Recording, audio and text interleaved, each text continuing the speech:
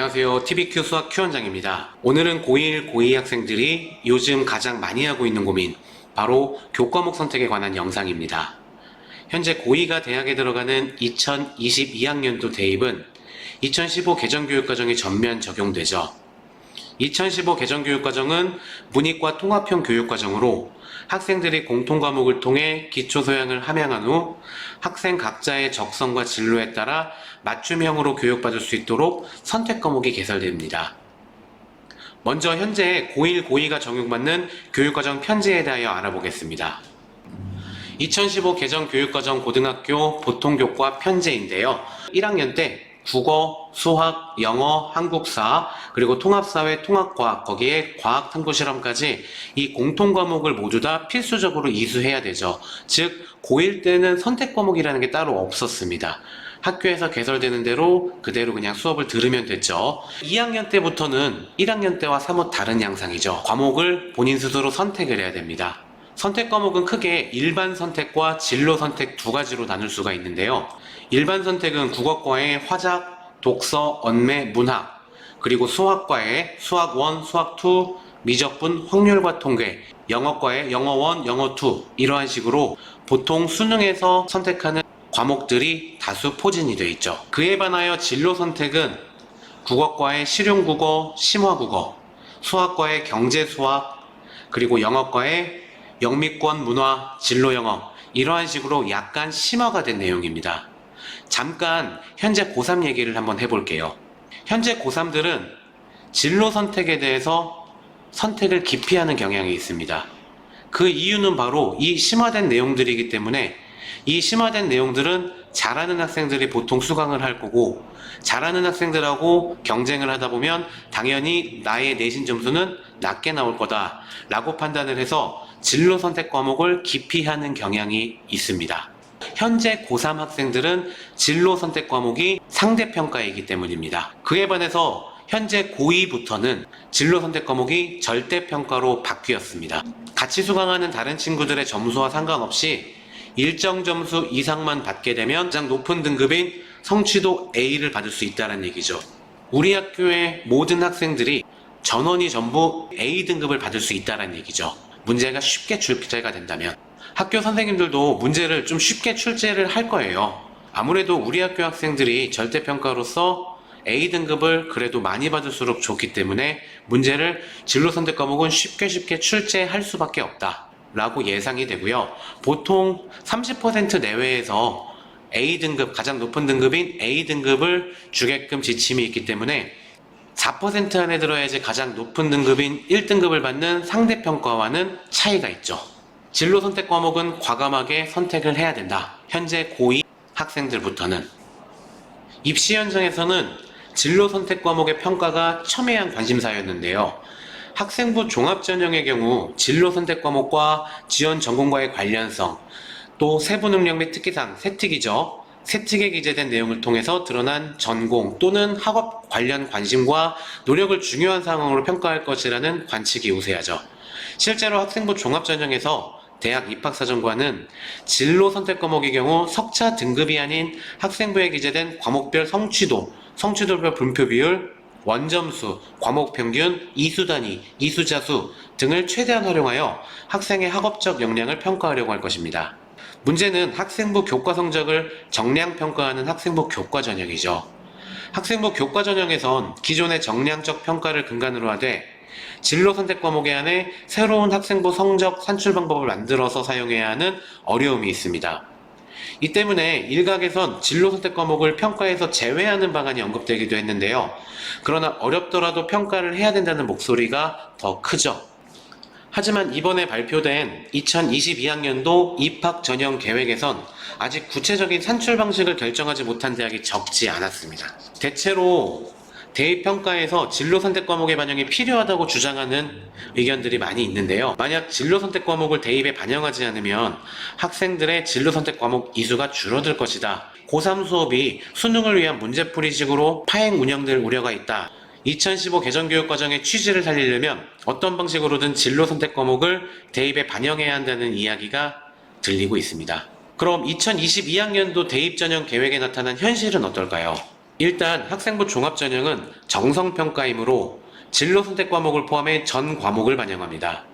그러나 학생부 교과전형의 경우 새로운 성적 산출 방법의 어려움 때문에 진로 선택 과목을 반영하는 대학과 그렇지 않은 대학으로 나뉘었죠.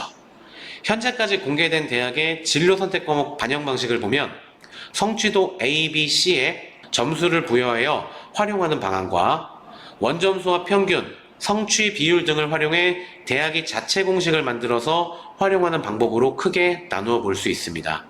입시 현장에서는 고교 교육의 정상적 운영을 위해 진로 선택 과목을 원천적으로 배제하기보다는 일부 과목이라도 반영하는 것이 바람직하다는 의견이 다수입니다. 그렇지만 학생부 교과 전형을 실시하는 수도권 주요 30개 대학의 전형 계획을 분석한 결과 학생부 교과 전형에서 진로 선택 과목을 반영하지 않은 대학이 절반에 달했습니다.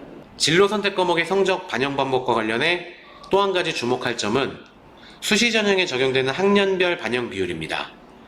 학생부 교과 전형이나 논술 전형처럼 학생부 교과 성적을 정량 평가하는 전형의 경우 학년별 반영 비율을 차등 적용하는 대학과 그렇지 않은 대학이 나뉘게 되죠.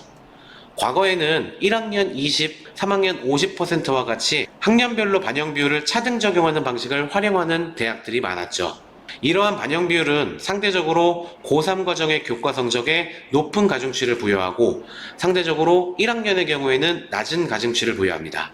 즉, 고등학교 3학년 교과목의 중요성이 매우 크기 때문에 저학년 시기에 상대적으로 낮은 점수를 받았더라도 노력에 따라 성적이 상승한다면 실제 평가에서는 단순 평균 성적 이상으로 좋은 평가를 받을 수 있었습니다.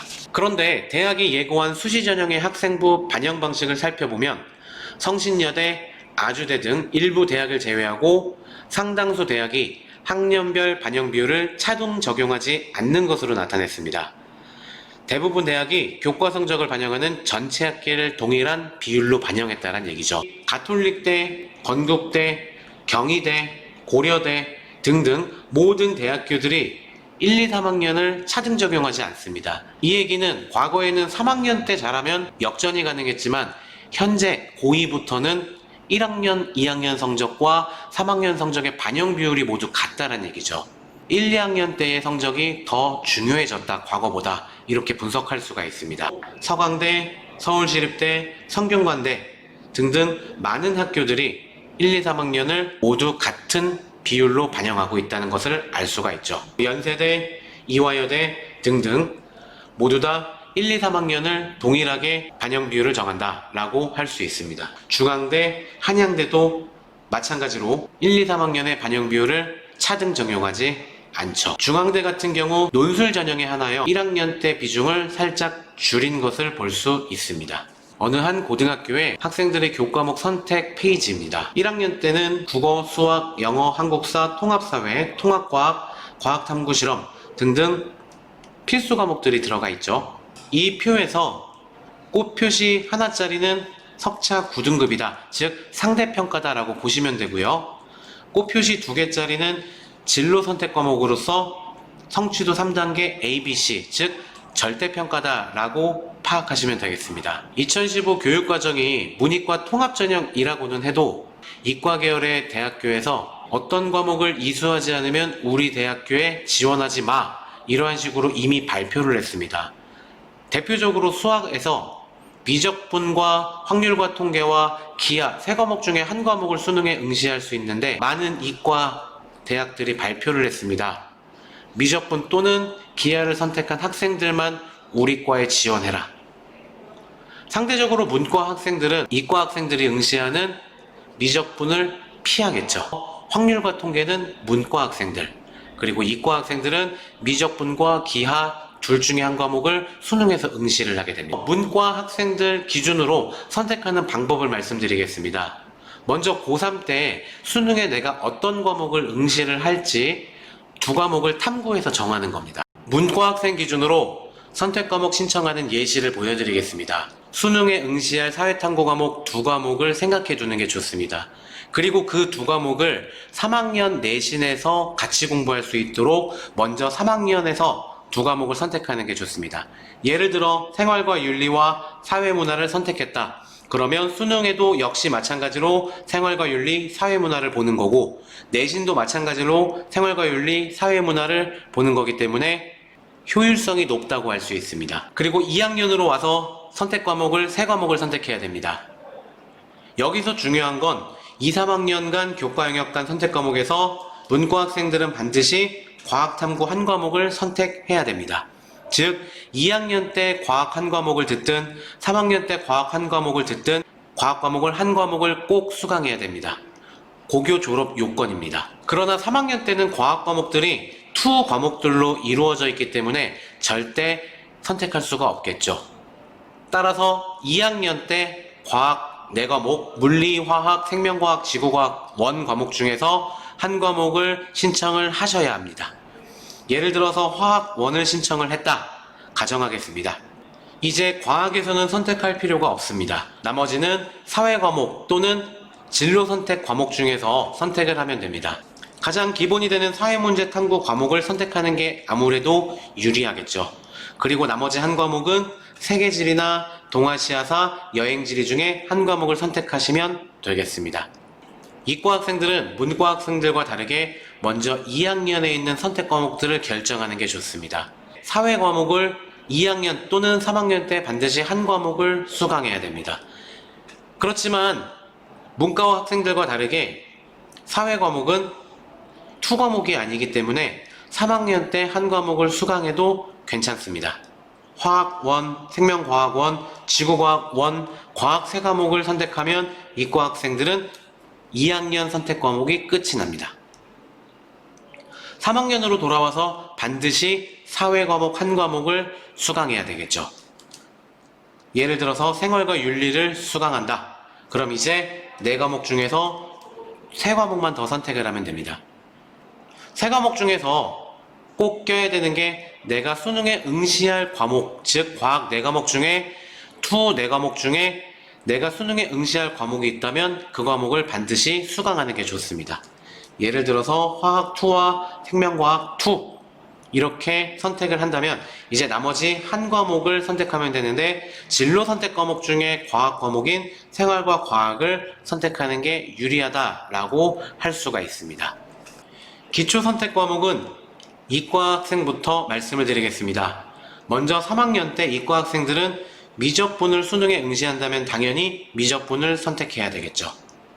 그리고 2학년 때는 기하라는 과목이 수학 과목이기 때문에 아무래도 학생부 종합전형을 고려했을 때 기하라는 과목에서 진로 선택 과목을 선택하는 게 유리하겠습니다. 문과 학생들은 1학년 때 진로 선택 과목 중 고전 읽기 또는 영어권 문화 2과목 중에 1과목을 선택을 하시면 됩니다. 그리고 3학년 땐 다시 심화국어, 수학 과제탐구, 그리고 영미문학 읽기 이렇게 3과목 중에 1과목을 선택하시는 게 유리합니다. 내가 지원하는 과가 어떠한 과냐에 따라서 국어 계열의 진로 과목 선택을 하든 혹은 영어 과목의 진로 선택 과목을 선택하든 선택을 하셔야 되는 사항입니다.